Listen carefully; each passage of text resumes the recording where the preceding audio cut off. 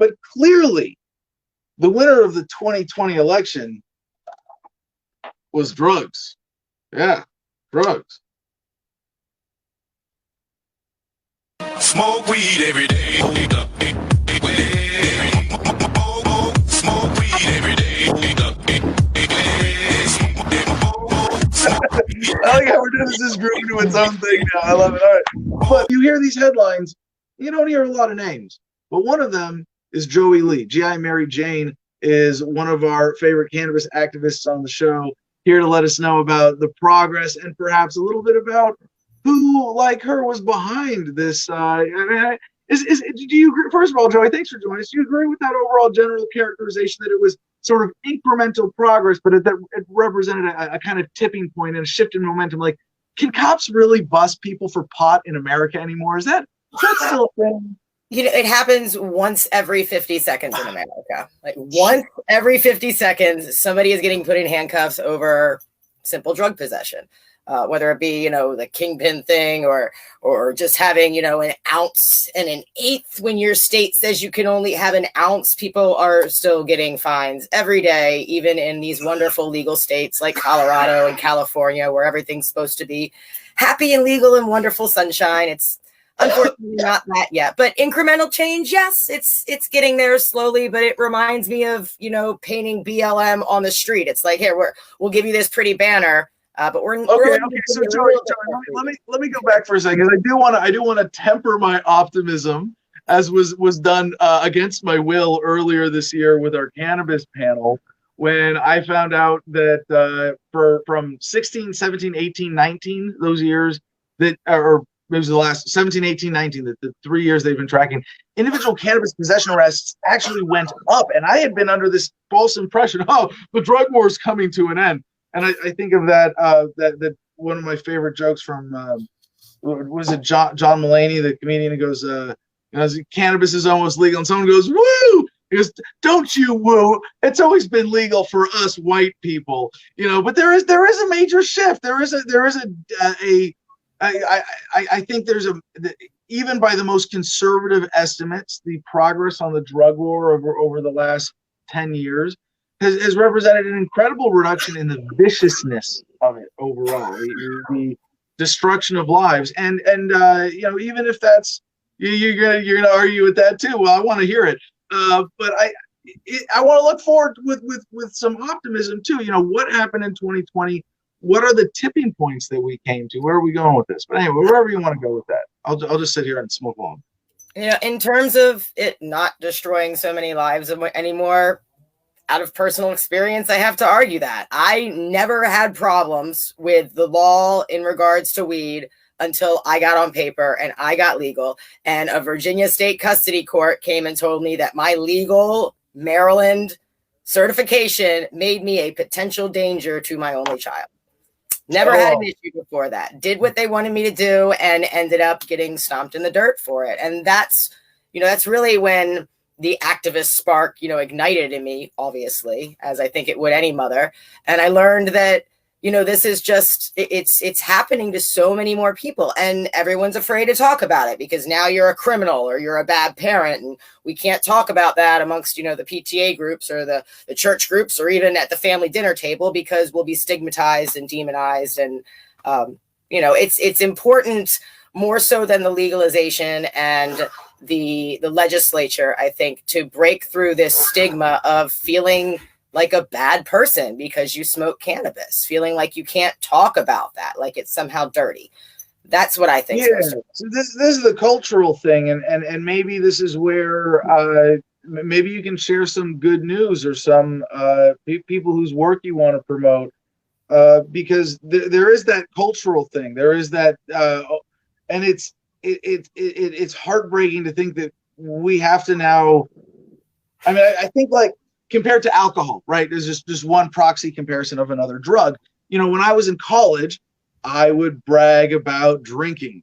Like, yeah, we're gonna get wasted this weekend. And there's like that party culture around it, and it's there's unhealthy and healthy elements of it.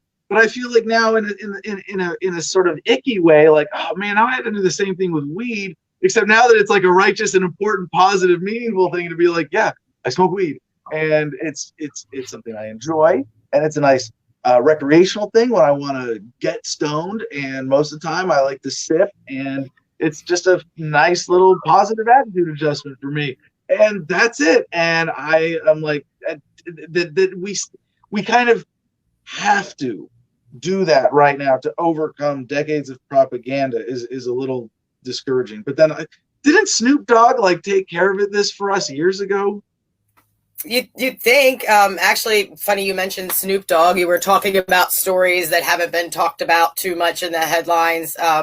And a producer, a former producer of Snoop Dogg's, who got arrested on weed and weapons charges. Because, of course, if you have a gun while you have weed, now you're an even worse criminal somehow, even though you didn't do anything wrong to anybody around you. That's bullshit. You know what? Had, hold on. I gotta say something about this, Joey, because the whole, like, especially for veterans and firearms rights and cannabis and PTSD, but they've got this whole thing backwards in terms of saying you can't have weed with a gun because they should require it. If they can require background checks to buy a gun, they can require bong rips. Why, like, hey, before you go out of the house with a gun on your hip, you gotta be like appropriately medicated to make sure that you're not gonna go the other way with this.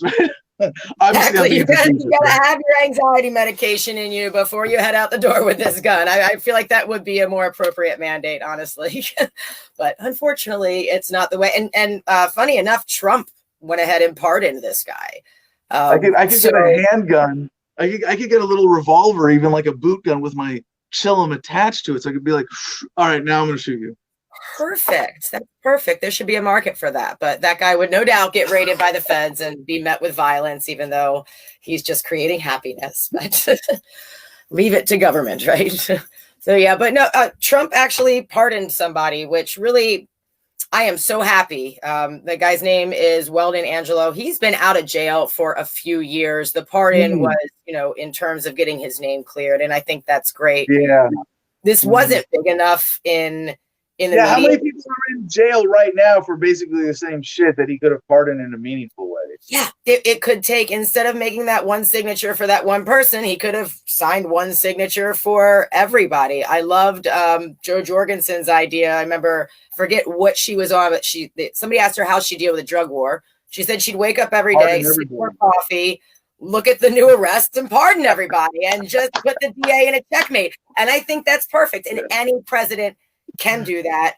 And quite frankly, if they don't, in my view as an activist, they don't care about people and rights whatsoever. Because this is just moved out into every aspect. Child courts, you can't get jobs certain places. If you smoke cannabis, you only have access to 30-40% of the job market because you can't pass a drug test. And because even if your state's legal and you're a patient, the federal law is not. And if it's a publicly traded company, they don't want to have anything to do with you because you have weed in your system. It's bled out into every aspect of our society. And I feel like the weed smoker should be a protected group. We're being discriminated. No. Better. We need reparations for stoners. But while you were talking, I was just thinking that one of the tipping points we have gotten to is the advancement of the weed itself to be, sold, packaged, tested, clean,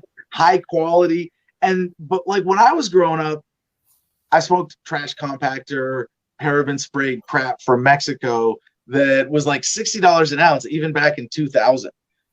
Like it was terrible. And I drank the bong water because I was a let no trichome go to waste kind of guy.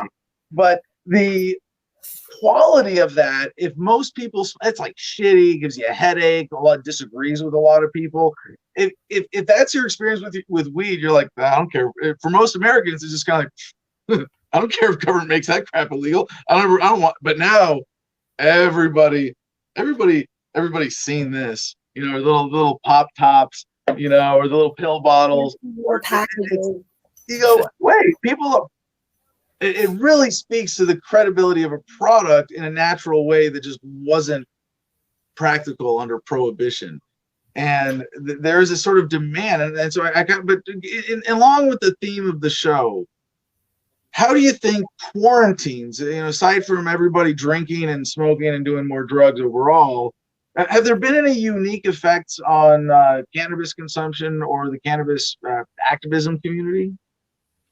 With the shutdowns and all, man, it's been tough. I'm that person that's always at a rally or a lobby event or getting out and just, soapboxing on the corner because I've got that feather up my ass, and you can't even get out in public these days, not without getting dirty looks, not without the conversation somehow going to COVID. But all that being said, I think COVID and the shutdowns may have been the best thing to happen to the cannabis industry. I mean, they were deemed as essential businesses. That's an important line to have crossed. You want to talk about like positive momentum coming out of 2020? We were forced to decide as America, cannabis the way it is right now, is this essential or not? Can government, and overwhelmingly, fuck no, nope, can't touch this. Don't close it down, right? And then the sales skyrocketed from there. And then all of a sudden, 5 different states had some sort of legalization measure pass. We definitely want is that the most unreported story of 2020, that people got so bored with lockdowns that enough of them were like, well, it comes in a nice bottle, fuck it, let's try weed for the first time. They made this illegal? Fuck you, government. At least 2020, I'm voting decrim. That's it. I mean, that must be it. You're sitting home, you got nothing to do. You've got, the internet at your fingertips, and you're reading all these weed stories. I'm sorry. I gotta get, before I miss this point, because I'm stoned enough now. The arrests thing. I thought of the ultimate challenge to the meaning of the arrests that backs up my narrative. And I'm not just justifying it because I'm happy to accept that I'm wrong, but consider that if and when I said that the arrests went up right nationally, 16 or 17, 18, 19, it was actually pretty small, but that they went up instead of significantly down was a surprise. However, could that be countered by the fact that consumption has gone up by some multiplier factor? And if arrests stay the same, that means that in proportion to the instances of individuals possessing or smoking cannabis, the number of arrests is plummeting. So could we say that how much? So I want to ask you first, from 2016 till now, and just over the course of 2020, how much has cannabis consumption gone up in America? I haven't done the numbers, but I'm sure it's increased tenfold. And to that point, people hear it's illegal or it's legal now, and they don't look any further into that. They honestly think they can do whatever they want, whenever they want, and however they want with their weed. And you're probably right. There's more people out on the corner smoking a joint because they think it's no different than smoking a cigarette now. They weren't properly educated on the laws. The state doesn't send out memos, of course, and tell you what you can and can't do. You're just on your own. Still use this as an excuse to bust you. Yeah, exactly. And with, you're probably right. And somebody should do that. I was trying to be really conservative here, Joey. If you think over 4 years or 5 years now that cannabis consumption has gone up tenfold, I don't think that's unreasonable, but that would mean that if arrests are stable over that time, that they have gone down proportionally by 90%. And I think it's probably made up for to some degree by plentiful weed from legal states being shipped out to illegal states, and now you're in an illegal state, but you can buy it online or through the mail or Silk Road it as effectively as if you're in Colorado. It's just the difference of ordering online versus going down the block and you got to wait a day, but you still have access to that market, and that would explain the arrests staying steady while consumption goes way up. So I think the story is a little more complicated than that. But any thoughts on 2020 specifically? In terms of arrests, I honestly, and my website, Platoon 420, report the drug war news from the perspective of the victim. So, it's not an arrest. I call it a kidnapping. I don't call it bail. I call it a ransom. If you'll notice, there's not been a lot of activity on my site, mainly, a little bit because of the holidays, but mainly because I'm not seeing these stories in the news anymore. And I'm, but one small, tiny group of people. We don't have any subscriptions to, daily arrest reports or anything, intricate that we can look at. I'm just going off of Google searches. And there's not a lot of reports going on. Is that because the arrests are dropping, or is that because COVID is hot in the media right now? I don't know. But like you said, that being said, I'm really interested now that you brought it up, and I've never thought about it. Since use is going up, obviously, and shameless use is going up. Yeah. The rest saying the same, yeah, math would say. But I see the problem is we can't even do that math. We don't have any statistics on how many people smoked prior to legalization versus after, because nobody would have been honest, even if there is some sort of documentation. Maybe the DARE program did or something. We can't really get those. Right, and to counter my own point here, this doesn't necessarily equate to a reduction in the viciousness of the drug war, which to me is what's kind of the bottom line. And part of what we have to acknowledge is that while the while it's becoming more legal, it's still quasi-legal enough that if I was being conspiracy minded, I might think, well, the government is going, you know what, weed could be really popular. Would we rather arrest 100 people a month for possession, or would we rather arrest 3,000 people a month for public consumption if we just let it legal and out there, and like alcohol, but now we get to run it as a racket like we sort of do with alcohol? Yeah, and that's what they're trying to do. It's the government wants to figure out how they can get their money. Are we going to get our money from arresting people that are already impoverished and they likely never get their money? I'm sure a lot of these people die without paying their weed court fees or whatever charge it is. Or do we make it legal, let them have it, but tax it so much that we're getting just as much, if not more money from drugs, from the drug war, as we were before, but now we put a bow on it. And that's what I see in this MORE Act, the legalization bill that got voted on. It got through the House. It's sitting stagnant now. Who knows what's going to happen? And it's got all sorts of beautiful things. Take weed off the Controlled Substance Act. Great.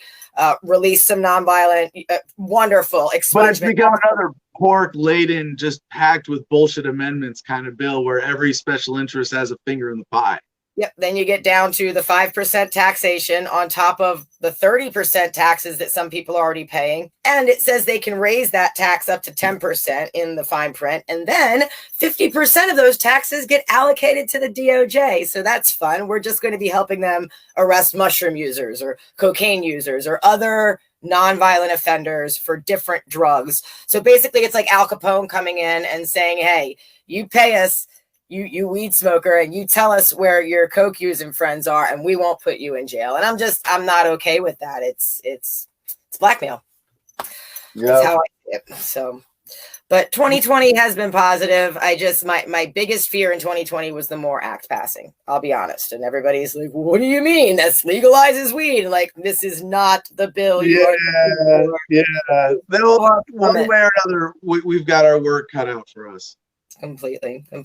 So we're getting there. I have hope for 2021. Actually, in 2021, if restrictions are lifted, there will be, of course, the 51st annual DC Smoke-In. That's where we have a civil disobedience permit, a permission slip to smoke weed between noon and 1 o'clock on the National Mall. This is going on for 50 years. The torch has been passed to little old me this year, and I'm really hoping the restrictions don't cut that out, But I guess I can always get a secondary civil disobedience permit to be out on top of the restrictions if need be. So, but we've got big plans for that. We're going to caravan over from Schoolypalooza in Arizona and hit DC slowly and try to do a little whistle stop tour, much inspired by the Freedom Tour of 2020 that COVID cut short as well. Well, and there were some successful ones before that. All right. But thank you so much for joining us, Joey. Of course. Thanks for having me, man. Appreciate you as always. I don't think I'm going to be calling it 2021. My own little contrarian thing now. We're going to be calling it 2020 Lost. How about that?